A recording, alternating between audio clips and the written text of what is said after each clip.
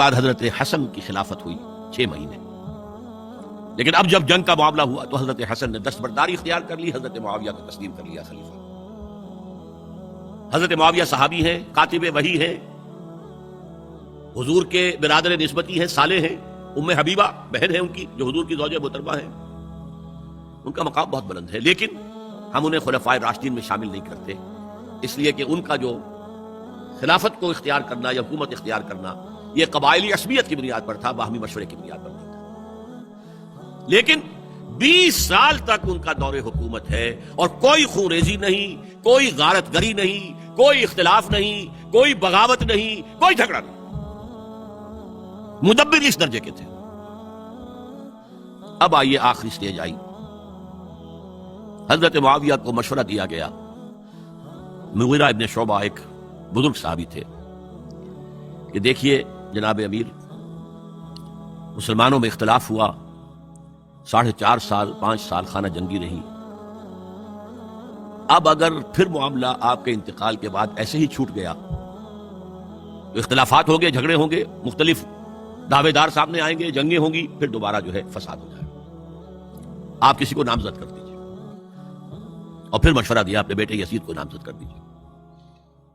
حضرت معاویہ ریلیکٹنٹ رہے، لیکن اس کے بعد انہوں نے مان لیا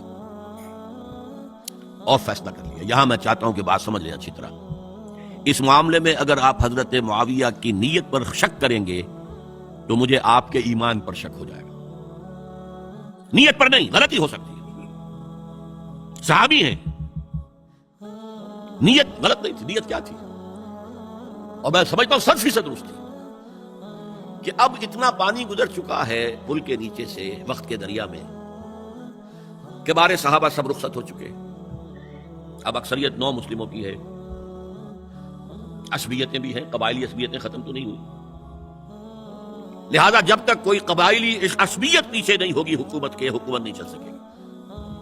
یہ ابن خلدون کا لفظ ہے، عصبیت، کوئی چیز جو جوڑے آپ کو۔ تو دینی عصبیت اب کمزور پڑ گئی ہے، اس لیے کہ حضور نے جن کو تربیت دی تھی وہ اب گئے، اکثر و بیشتر گئے۔ اب اگر ایسے ہی چھوڑ دیا گیا اور کوئی قبائلی عصبیت پشت پر نہ آئی تو پھر خانہ جنگی ہوگی، 5 سال تک ہوئی۔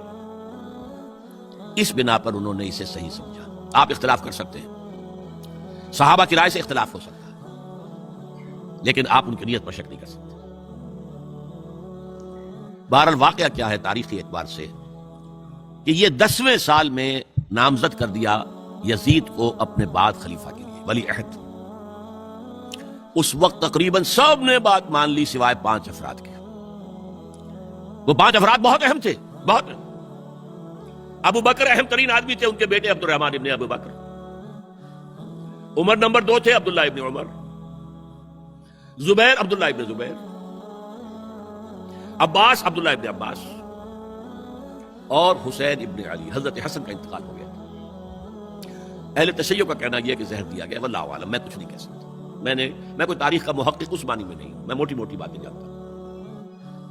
بہرحال انتقال ہو گیا تھا، 5 آدمیوں نے نہیں مانا، لیکن دیکھیے یہ تھی تدبر کی بات حضرت امیر معاویہ کی، کوئی دباؤ نہیں ڈالا، کوئی جبر نہیں کیا، کوئی کسی کو نقصان نہیں پہنچایا کہ نہیں مان رہے تو یہ کر دیں، نہیں۔ دیکھیں گے جب وقت آئے گا۔ جب وقت آیا حضرت معاویہ کے انتقال کے بعد، اب ایک صاحب جا چکے تھے، حضرت عبد الرحمن ابن ابی بکر فوت ہو چکے، اب 4 رہ گئے، 3 عبادلہ، عبداللہ ابن عمر، عبداللہ ابن عباس، عبداللہ ابن زبیر، ایک حسین ابن علی رضی اللہ تعالی عنہم اجمعین۔ جب بیعت ہو گئی یزید کی تو اب ان کے درمیان اختلاف ہوا۔ یہ بات اچھی طرح سمجھ لیجئے، تاریخی حقائق، موٹے حقائق کو چھوڑ کر باریکیوں میں جب پڑھتے ہیں تو معاملہ غلط ہو جاتا ہے۔ موٹے حقائق کو سمجھیے، جیسے کہتے ہیں میکرو اکنامکس اور مائکرو اکنامکس، میکرو ہسٹری جو ہے، 2 ایک طرف ہو گئے، 2 ایک طرف ہو گئے۔ عبداللہ ابن عباس کی رائے ہوئی کہ اگرچہ یہ غلط کام ہوا ہے، یہ قیصر و کسریٰ کی سنت پر عمل ہو رہا ہے، لیکن یہ ایسی بڑی بات نہیں ہے کہ خون ریزی شروع کر دی جائے اور امن و امان ختم ہو جائے۔ یہی بات عبداللہ ابن عمر کی ہو گئی، یہ 2 تو یکجا ہو گئے۔ مصلحت کہہ لیں جو بھی سمجھے، لیکن نیت پر حملہ نہیں کر سکیں گے آپ۔ دیانتاً انہوں نے یہ سمجھا کہ اب جب کہ ہو گیا معاملہ تو ٹھیک ہے، حرام مطلق تو کہیں نہیں لکھا ہوا قرآن کے اندر کہ بیٹا نہیں ہو سکتا، کہیں نہیں لکھا ہوا. بہرحال ان دو کی رائے یہ ہوئی کہ اگرچہ کام غلط ہے لیکن اتنا غلط نہیں ہے کہ اس کو چیلنج کیا جائے اور اس سے جو ہے خانہ جنگی شروع ہو جائے اور فساد شروع ہو جائے. دو کی رائے ہوئی کہ نہیں، we have to challenge it come what may. Abdullah ابن زبیر، حسین ابن علی رضی اللہ تعالی عنہما یا عنہم، تو یہ دو علیحدہ. ان دو میں اب اختلاف ہوا. عبداللہ ابن زبیر کی رائے تھی کہ یہی مقیم رہو مکے میں، حجاز میں، مکے اور مدینے میں، یہاں سے ریزسٹنس موومنٹ ہم شروع کریں گے، کیونکہ یزید کی خلافت تو دمشق میں تھی، بہت دور. حضرت حسین کو خطوط آ رہے تھے کوفے سے. کوفہ حضرت علی کا صدر مقام رہا تھا، اور جن سبائیوں نے فتنہ پیدا کیا تھا حضرت عثمان کے خلاف وہ بھی وہیں آباد تھے. انہوں نے خطوط کا تاطا باندھ دیا، آپ آئیے ہم آپ سے بیعت کریں گے اور کھڑے ہوں گے اور مقابلہ کریں گے اور اس یزید کی حکومت ختم کریں گے. ڈاک کے تھیلے بھرے ہوئے. حضرت حسین نے فیصلہ کیا کوفے جانے کا، بہت روکا. عبداللہ ابن عباس بہت ان سے بزرگ تھے عمر میں، اور ویسے بھی ایک اعتبار سے نانا تھے، ایک اعتبار سے پڑدادا تھے. حضرت عبداللہ ابن عباس حضور کے چچا زاد بھائی تھے، تو نانا ہو گئے کہ نہیں؟ حضور نانا تھے کہ نہیں؟ اور حضور کے چچا تھے حضرت عباس، ان کے بیٹے ہیں. اس اعتبار سے حضرت علی رضی اللہ تعالیٰ عنہ کے کیا ہو گئے؟ چچا. بہرحال میں کچھ گڑبڑ کر رہا ہوں اس وقت.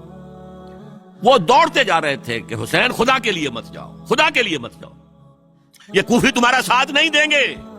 الکوفی لا یوفی، کوفی وفا نہیں کرتا وعدہ، اور خدا کے لیے اگر جانا ہے اپنے گھر والوں کو یہاں چھوڑ جاؤ.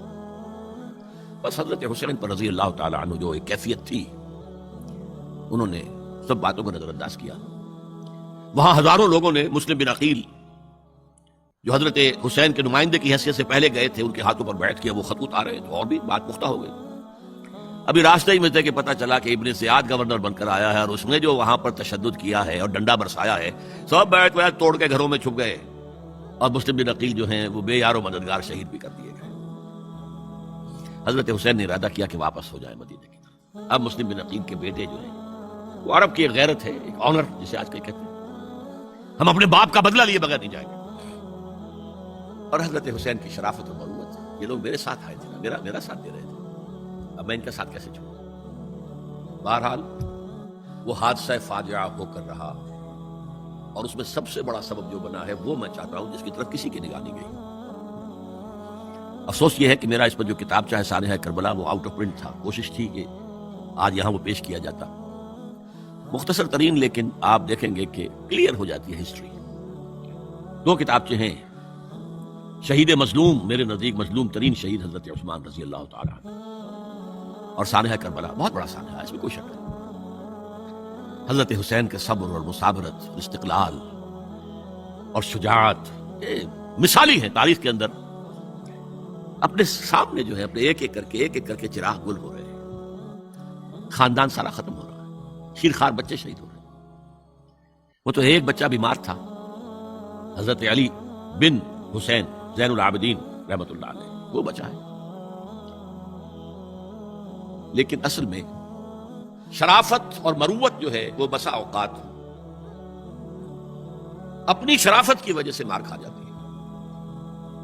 حضرت حسین سے میرے نزدیک یہ ایک اسٹریٹجک مسٹیک ہوئی کہ جب کوفیوں کا لشکر سامنے تھا تو وہاں کھڑے ہو کر ایک ایک کا نام لے گا، فلاں ابن فلاں، کیا تم نے مجھے خط نہیں لکھا تھا؟ اے فلاں ابن فلاں، کیا تم نے مجھے خط نہیں لکھا تھا؟ سب کے راز فاش کر رہے ہیں. اور دیکھو یہ میرے پاس یہ تھیلے بھرے ہوئے تمہارے خطوں کے موجود ہیں، تم نے مجھے بلایا اور میں آیا. یہ بات تھی جس کی بنا پر اب ان کے لیے کوئی چارہ نہیں تھا کہ انہیں شہید کر دیں، ورنہ تو یہ ہمارا بھانڈا پھوڑ دیں گے جا کر یزید کے پاس، تو ہماری کھانے کھل جائیں گی. یہی وجہ ہے کہ حضرت حسین نے 3 آفرز کی. مجھے واپس مدینے جانے دو، نہیں. مجھے یزید کے پاس جانے دو، نہیں. مجھے کہیں اسلامی سرحد پر بھیج دو، میں وہاں پر کافروں سے جنگ کرتے ہوئے زندگی ختم کر لوں گا، نہیں. ہیئر اینڈ ناؤ بیٹھ کرو. یہ حضرت حسین کی شرافت، غیرت، حمیت، مروت اس کے خلاف تھا. لہذا انہیں شہید کیا گیا. اور پھر خیموں کو آگ لگائی گئی. یہ نوٹ کیجئے کیوں لگائی گئی. اگر تو یہ غصے اور انتقام میں اور وینجینس میں ہوتا تو حضرت علی بن حسین زین العابدین کو بھی شہید کرنا چاہیے تھا, نہیں کیا. اگر یہ اس طرح کا معاملہ ہوتا تو خواتین کی بے حرمتی ہوتی, نہیں ہوئی. یہ خیمے کیوں جلائے؟ تاکہ وہ جو ایویڈنس ہے وہ ختم ہو جائے. ہمارے خلاف یہ جو ڈاکومنٹری پروف لیے پھر رہے ہیں, خیمے جلیں گے اور یہ تھیلے بھی جل جائیں گے اور یہ خود بھی جل جائیں گے اور ہم بچ جائیں گے. یہ ہے میرا تجزیہ. بہرحال اس میں کوئی شک نہیں کہ تاریخ انسانی کے عظیم حوادث میں سے وہ ہے, اور میرے نزدیک حضرت حسین رضی اللہ تعالیٰ عنہ کا اختلاف کر سکتا ہے, جو چاہے کرے. حضرت حسین سے اختلاف کرے اور اتفاق کرے حضرت عبداللہ ابن عمر, عبداللہ ابن عباس کے ساتھ, تب بھی ٹھیک ہے.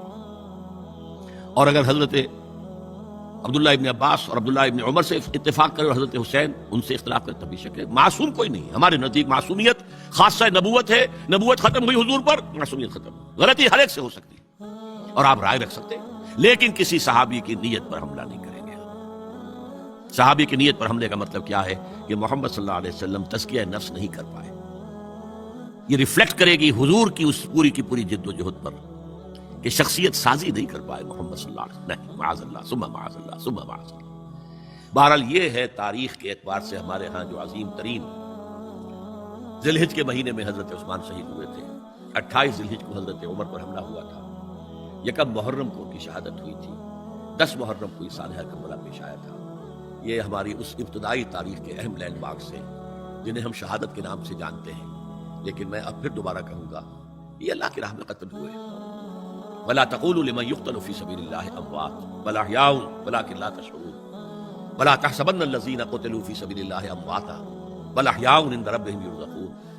لیکن وہ شہادت علی الناس کی ذمہ داری جو مجھ پر اور آپ پر ہے, حضرت حسین کو یاد کر لیں, حضرت عثمان کو یاد کر لیں, ان کے لیے کوئی رنج اور غم کا اظہار کر لیں, اس سے کچھ حاصل نہیں ہے. حاصل تو یہ ہے کہ شہادت علی الناس کی تیاری کیجئے. اپنی ذاتی زندگی میں آج سے گواہی دیجئے اللہ کے بندے ہونے کی, اپنے عمل میں, اپنے قول میں, اور کوشش کیجئے کہ مل جل کر اس ملک کے اندر وہ نظام برپا کرے کہ جو شہادت علی الناس دین حق کے ایک کامل نمونے کے طور پر دنیا پر حجت قائم کر دے کہ دیکھ لو اپنی آنکھوں سے, یہ ہے وہ دین حق جو محمد لے کر آئے تھے. اللہ تعالیٰ مجھے اور آپ کو اس کی توفیق عطا فرمائے.